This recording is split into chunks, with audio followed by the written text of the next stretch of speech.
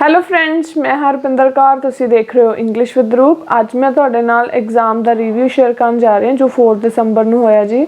ਸੋ ਦਾ morning slot ਜਿਸ 'ਚ listening ਸੀ ਈਜ਼ੀ ਰਿਹਾ। ਲਿਸਨਿੰਗ ਦਾ ਲੈਵਲ ਬਹੁਤ ਜ਼ਿਆਦਾ ਈਜ਼ੀ ਸੀ। ਜੋ ਰੀਡਿੰਗ ਹੈ ਜੀ ਈਜ਼ੀ ਟੂ ਮੋਡਰੇਟ ਸੀ। ਟ੍ਰਿਕੀ ਪੈਸੇਜ ਸੀਗੇ, ਠੀਕ ਹੈ। ਐਂਡ ਟਾਸਕ 1 ਰਾਈਟਿੰਗ ਦਾ ਲਾਈਨ ਗ੍ਰਾਫ 'ਤੇ ਸੀ। ਐਂਡ ਜੋ ਟਾਸਕ 2 ਆਇਆ ਜੀ ਉਹ ਟੂਰਿਜ਼ਮ 'ਤੇ ਸੀ। ਮੈਂ ਲਾਸਟ ਵੀ ਜੋ ਵੀਡੀਓ ਪਾਈ ਸੀ ਉਸ 'ਤੇ ਵੀ ਜੋ ਟੌਪਿਕ ਸੀਗਾ ਟਾਸਕ 2 ਉਹ ਟੂਰਿਜ਼ਮ 'ਤੇ ਹੀ ਆਇਆ ਸੀਗਾ। ਆਲਰੇਡੀ ਮੈਂ ਪਹਿਲਾਂ ਵੀ ਦੱਸ ਚੁੱਕੀ ਹਾਂ ਕਿ ਜੋ ਟੂਰਿਜ਼ਮ ਹੈ ਟੌਪਿਕ ਬਹੁਤ ਇੰਪੋਰਟੈਂਟ ਹੈ। ਮੈਂ ਪਹਿਲਾਂ ਆਪਣੇ ਬੈਚ ਦੇ ਸਟੂਡੈਂਟਸ ਨੂੰ ਕਰਵਾ ਚੁੱਕੀ ਹਾਂ ਅਤੇ ਇਹਦੀ ਸਟੇਟਮੈਂਟ ਜਿਹੜੀ ਚੇਂਜ ਹੋ ਕੇ ਆਉਂਦੀ ਰਹਿੰਦੀ ਆ। ਅਤੇ ਮੈਂ ਇਸ 'ਚ 2 ਸਟੇਟਮੈਂਟ ਦੱਸੂਗੀ ਕਿ ਇਹ ਟੌਪਿਕ ਤੁਹਾਨੂੰ ਹੋਰ ਕਿਸ ਤਰ੍ਹਾਂ ਚੇਂਜ ਹੋ ਕੇ ਆ ਸਕਦਾ, ਮੋਲਡ ਹੋ ਕੇ ਆ ਸਕਦਾ।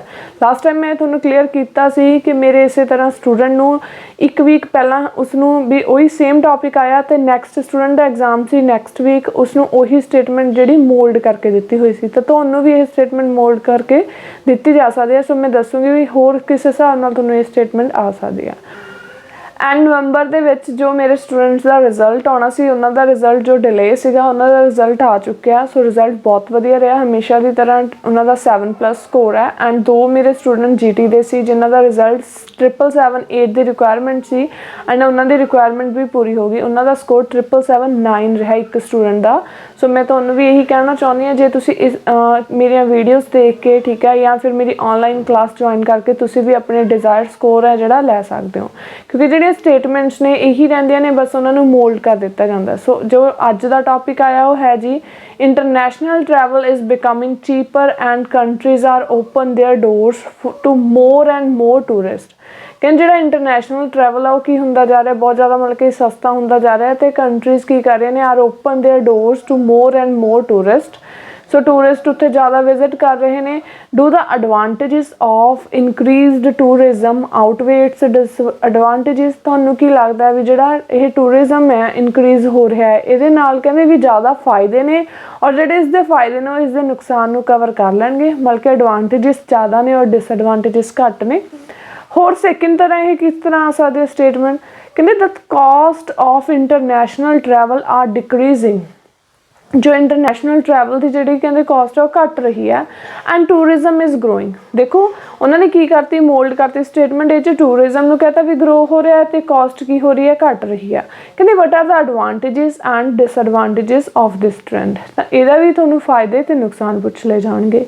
ਸੋ ਇਹਦੀ ਆਪਾਂ ਇੰਟਰੋਡਕਸ਼ਨ ਕਿੱਦਾਂ ਬਣਾ ਸਕਦੇ ਹਾਂ। ਜੋ ਅੱਜ ਫਸਟ ਸਟੇਟਮੈਂਟ ਆਈ ਆ ਆਪਾਂ ਨੂੰ, ਠੀਕ ਹੈ, ਓਵਰਵੇਟ ਵਾਲੀ, ਠੀਕ ਹੈ। Travelling abroad certainly exert several positive influences on tourist as well as the host country. ਕਹਿੰਦੇ ਟਰੈਵਲਿੰਗ ਅਬਰੋਡ, ਕਹਿੰਦੇ ਟਰੈਵਲ ਕਰਨ ਨਾਲ ਕਹਿੰਦੇ ਕੀ ਹੁੰਦਾ ਹੈ ਕਿ ਬਹੁਤ ਸਾਰੇ ਪੋਜ਼ੀਟਿਵ ਲਾਈਕ ਇਨਫਲੂਐਂਸ ਹੁੰਦਾ, ਪ੍ਰਭਾਵ ਪੈਂਦਾ ਟੂਰਿਸਟ 'ਤੇ ਵੀ ਅਤੇ ਹੋਸਟ ਕੰਟਰੀ 'ਤੇ। ਹੋਸਟ ਕੰਟਰੀ ਕਿਹੜੀ ਹੁੰਦੀ ਹੈ, ਜਿੱਥੇ ਟੂਰਿਸਟ ਵਿਜ਼ਿਟ ਕਰਦੇ ਨੇ। ਆਲਦੋ ਭਾਵੇਂ ਕਿ ਕਹਿੰਦੇ there are still drawbacks of international travel. International travel ਦੇ ਕਹਿੰਦੇ ਕੁਝ ਡਰੋਬੈਕਸ ਹੈਗੇ ਆ। ਸੋ ਕਹਿੰਦੇ I think it's values are more significant. ਦੇਖੋ ਹੁਣ ਜਿਹੜੇ ਸਟੂਡੈਂਟਸ ਨੇ ਮੇਰੀ ਲਾਸਟ ਵੀਡੀਓ ਦੇਖੀ ਸੀ ਉਹਨਾਂ ਲਈ ਇਹ ਐਗਜ਼ਾਮ ਬਹੁਤ ਜ਼ਿਆਦਾ ਈਜ਼ੀ ਰਿਹਾ ਹੋਊਗਾ, ਕਿਉਂਕਿ ਸਾਰੇ ਪੁਆਇੰਟਸ ਹੀ ਆਪਾਂ ਉਹਦੇ ਵਿੱਚ ਡਿਸਕਸ ਕੀਤੇ ਸੀਗੇ। ਸੋ ਆਪਾਂ ਇਹਦਾ ਇਹ ਇੰਟਰੋਡਕਸ਼ਨ ਬਣਾ ਦਾਂਗੇ। ਇੰਟਰੋਡਕਸ਼ਨ 'ਚ ਆਪਾਂ ਦੱਸਤਾ ਕਿ ਆਪਾਂ ਨੂੰ ਸਟਿਲ ਕਹਿੰਦੇ ਡਰੋਬੈਕਸ ਤਾਂ ਹੈਗੇ ਆ ਇਹਦੇ, ਬਟ ਜ਼ਿਆਦਾ ਕੀ ਨੇ, ਕਹਿੰਦੇ ਇਹਦੇ ਐਡਵਾਂਟੇਜਿਸ ਜ਼ਿਆਦਾ ਨੇ, ਵੈਲਿਊ ਇਹਦੀ ਕਹਿੰਦੇ ਜ਼ਿਆਦਾ ਹੈ। ਸੋ ਕਹਿੰਦੇ ਆਪਾਂ ਫਸਟ ਪੈਰਾਗ੍ਰਾਫ ਦੇ ਵਿੱਚ ਜਿਹੜੀਆਂ ਐਡਵਾਂਟੇਜਿਸ ਆ ਉਹ ਜ਼ਿਆਦਾ ਲਿਖ ਦਾਂਗੇ, ਡਿਸਐਡਵਾਂਟੇਜ ਦਾ ਛੋਟਾ ਜਿਹਾ ਪੈਰਾਗ੍ਰਾਫ ਐਂਡ ਕਨਕਲੂਜ਼ਨ। ਹੁਣ ਇਸ ਦਾ ਫਸਟ ਪੈਰਾਗ੍ਰਾਫ ਕੀ ਬਣੂਗਾ ਜੀ, the development of the tourism industry brings a lot of benefits for many nations. ਕਹਿੰਦੇ ਜੋ ਟੂਰਿਜ਼ਮ ਇੰਡਸਟਰੀ ਹੈ ਕਹਿੰਦੇ ਉਹ ਬਹੁਤ ਜ਼ਿਆਦਾ ਜਿਹੜੇ ਬੈਨੀਫਿਟਸ ਆ ਬ੍ਰਿੰਗ ਕਰਦੀ ਆ। ਫਸਟਲੀ ਕਹਿੰਦੇ it creates a lot of job opportunities for the local people. So ਬਹੁਤ ਸਾਰੀਆਂ ਓਪਰਚੁਨਿਟੀਜ਼ ਮਿਲਦੀਆਂ ਨੇ ਲੋਕਲ ਪੀਪਲ ਨੂੰ, ਕਿਉਂਕਿ ਟੂਰਿਸਟ ਜਿੱਥੇ ਜਾਣਗੇ ਉੱਥੋਂ ਦੇ ਲੋਕਾਂ ਦਾ ਤਾਂ ਕੀ ਆ, ਉਹਨਾਂ ਦਾ ਰੁਜ਼ਗਾਰ ਵਧੇਗਾ।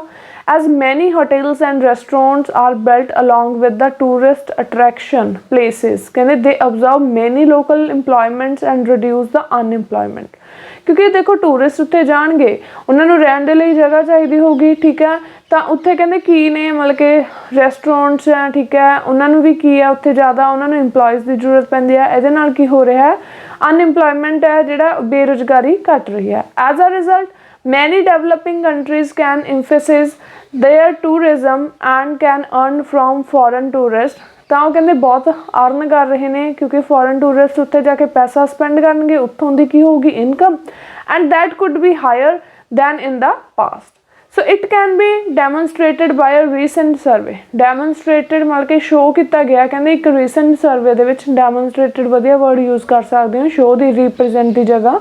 ਇਨ Sri Lanka that has more than 60% of the total income received from tourism। Sri Lanka 'ਚ ਕਹਿੰਦੇ 60% ਜਿਹੜੀ ਉਹਨਾਂ ਦੀ ਇਨਕਮ ਹੈ ਉਹ ਤਾਂ ਸਿਰਫ ਟੂਰਿਜ਼ਮ ਤੋਂ ਹੀ ਰਿਸੀਵ ਕਰਦੇ ਨੇ। ਸੋ 60% 40 ਉਹਨਾਂ ਨੂੰ ਅਦਰ ਸੋਰਸਿਸ ਤੋਂ। ਸੈਕੰਡਲੀ ਕਹਿੰਦੇ ਇਟ ਹੈਜ਼ ਇਨਕਰੀਜ਼ਡ ਗਲੋਬਲਾਈਜੇਸ਼ਨ ਤਾਂ ਇਨਕਰੀਜ਼ ਹੋਇਆ ਹੈ। ਕਹਿੰਦੇ it gives a chance to passengers to know about the culture and traditions of other states and they can adopt some good qualities of the culture. So ਉਹਨਾਂ ਨੂੰ ਕਹਿੰਦੇ ਦੂਸਰੇ culture ਬਾਰੇ ਪਤਾ ਲੱਗਦਾ ਹੈ ਕਿ ਕਿੱਦਾਂ ਦਾ ਕਲਚਰ ਹੈ। ਈਵਨ ਤੁਸੀਂ ਇਹ 'ਚ ਹੋਰ ਐਗਜ਼ਾਮਪਲ ਦੇ ਸਕਦੇ ਹੋ, ਕਹਿੰਦੇ learn new skills like new languages ਸਿੱਖਦੇ ਨੇ, ਠੀਕ ਹੈ, ਕਲਚਰ ਡਾਇਵਰਸਿਟੀ ਹੋ ਜਾਂਦੀ ਹੈ। ਸੋ ਕਹਿੰਦੇ as a result they become socially as a result ਫਿਰ ਕਹਿੰਦੇ ਇਸ ਦਾ ਕੀ ਨਿਕਲਦਾ ਹੈ, ਐਜ਼ ਅ ਰਿਜ਼ਲਟ ਕਹਿੰਦੇ ਦੇ ਬਿਕਮ ਸੋਸ਼ਲੀ ਸਟਰੋਂਗ। ਉਹ ਕਹਿੰਦੇ ਕੀ ਰਹਿੰਦੇ ਨੇ, ਉਹਨਾਂ ਦੀ ਬੌਂਡਿੰਗ ਕੀ ਰਹਿੰਦੀ ਹੈ, ਸਟਰੋਂਗ ਬਣ ਜਾਂਦੀ ਹੈ। ਸੋ ਇਹ ਤਾਂ ਹੋ ਗਏ ਐਡਵਾਂਟੇਜਿਸ, ਤੇ ਇੱਕ ਆਪਾਂ ਇਹਦੇ ਹੁਣ ਡਿਸਐਡਵਾਂਟੇਜਿਸ ਦੱਸ ਦਾਂਗੇ। ਡਿਸਪਾਈਟ ਕਹਿੰਦੇ ਇਸ ਦੇ ਬਾਵਜੂਦ the advantages discussed above regarding rising tourism there are some negative effects which can not be neglected without any careful consideration. ਭਾਵੇਂ ਕਹਿੰਦੇ ਅਸੀਂ ਉੱਪਰ ਐਡਵਾਂਟੇਜਿਸ ਦੱਸੇ ਨੇ, ਬਟ ਇਸ ਦੇ ਬਾਵਜੂਦ ਵੀ ਕਹਿੰਦੇ ਇਸ ਦੇ ਕੀ ਨੇ, ਡਰਾਬੈਕਸ ਨੇ, ਜਿਸ ਨੂੰ ਨਿਗਲੈਕਟ ਨਹੀਂ ਕੀਤਾ ਜਾ ਸਕਦਾ, ਅਵੋਇਡ ਨਹੀਂ ਕੀਤਾ ਜਾ ਸਕਦਾ। ਇੰਡੇਂਜਰਿੰਗ ਕਲਚਰ ਕਹਿੰਦੇ ਕਲਚਰ ਨੂੰ ਕੀ ਹੈ, ਖਤਰਾ ਹੋ ਰਿਹਾ ਹੈ। Tradition could be done from the excessive presence of foreign tourist, ਠੀਕ ਹੈ, ਲਾਈਕ ਟੂਰਿਸਟ ਜਿਵੇਂ ਫੋਰਨ ਤੋਂ ਆਉਂਦੇ ਨੇ, ਕਹਿੰਦੇ ਉਹਨਾਂ ਨੂੰ ਕਲਚਰ ਨੂੰ ਖਤਰਾ ਹੋ ਜਾਂਦਾ ਹੈ। And that could be a detrimental fact. Detrimental ਹੁੰਦਾ ਨੈਗੇਟਿਵ ਫੈਕਟ ਆ। ਇਨਵਾਇਰਮੈਂਟਲ ਡੈਮੇਜਿਸ ਹੁੰਦੇ ਨੇ, ਠੀਕ ਹੈ, and mixed culture influences are hard to tackle.